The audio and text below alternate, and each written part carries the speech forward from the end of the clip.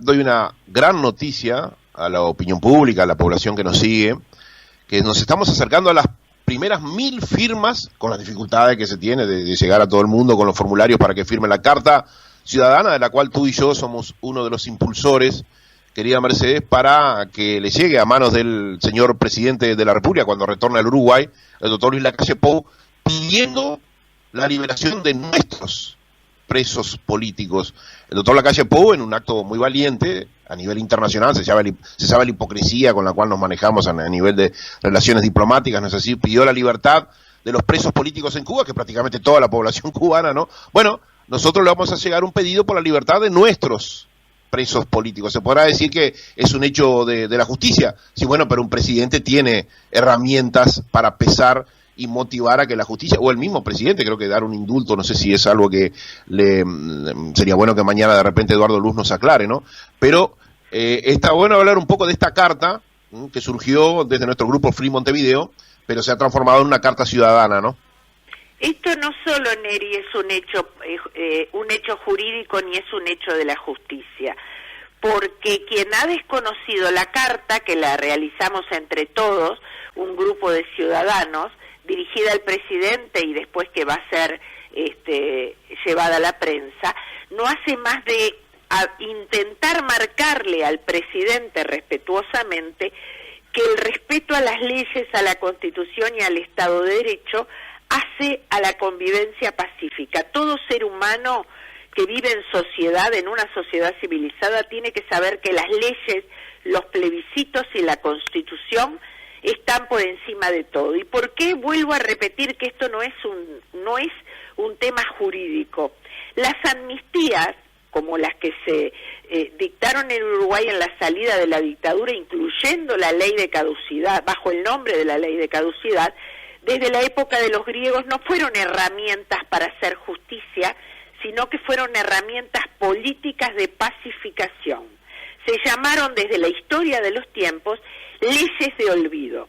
Y cuando el sistema político uruguayo desconoció 2 veces un plebiscito votado por amplia mayoría popular, cuando permitió que leyes pudieran cambiar lo que el pronunciamiento popular, cuando permitió que leyes pudieran tener un efecto retroactivo, que es una aberración jurídica, cuando permitió que fiscales como la fiscal Guiance intervinieran en casos en los cuales debió ser tachada, porque cualquier estudiante de derecho de tercero sabe que ningún juez o fiscal puede ser juez y parte, y hay una lista por la cual se pueden tachar a estos funcionarios.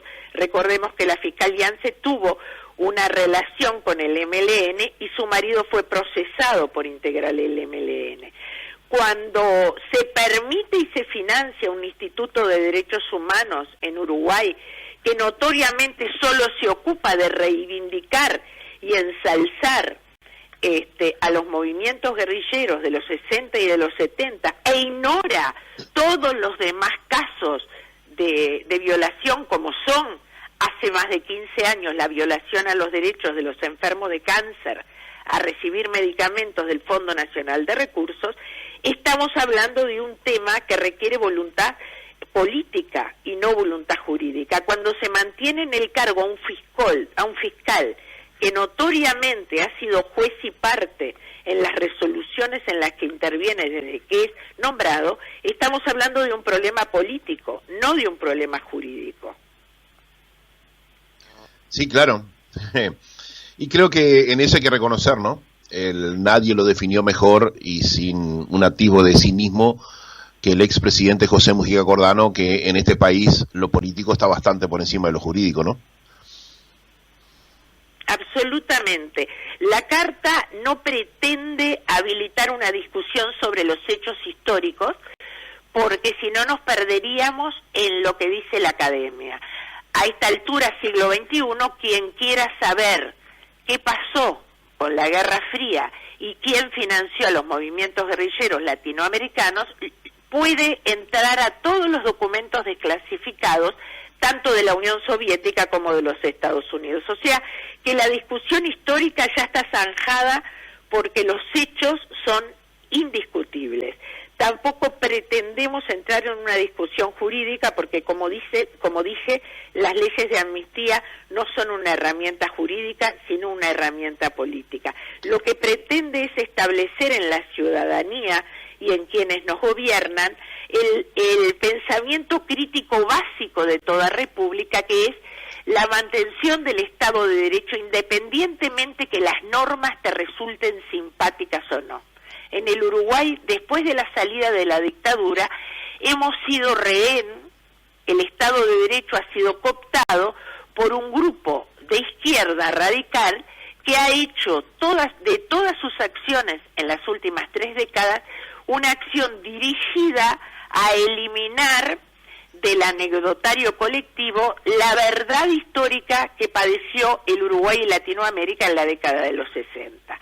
Por consiguiente, mantener a un grupo de soldados, rehenes y presos políticos, fíjate tú una cosa, que yo ayer envié la sentencia de Ferro, el último procesado, creo que hace un mes, por derechos de lesa humanidad, y todos los juristas a los que le envié la sentencia me dijeron que es una aberración. En derecho penal no se puede condenar a una persona y privar del derecho fundamental de su libertad por declaraciones de terceros o por convicción, como condenó Bomero, el juez Bomero, al fallecido Dalmao. Hay ciertas... No, ya estaban condenados antes del proceso, Mercedes. Creo que estos días 4 o 5 más también van para Domingo Arena, ¿eh? Por supuesto. Entonces, la idea de esta carta es señalarle al presidente de la República que en una república democrática las leyes tienen que ser respetadas, los plebiscitos y la Constitución. Fíjate, Neri, que estamos discutiendo si estamos a la puerta de un nuevo plebiscito por el tema de la LUC, y el Uruguay, los últimos plebiscitos han sido absolutamente desconocidos.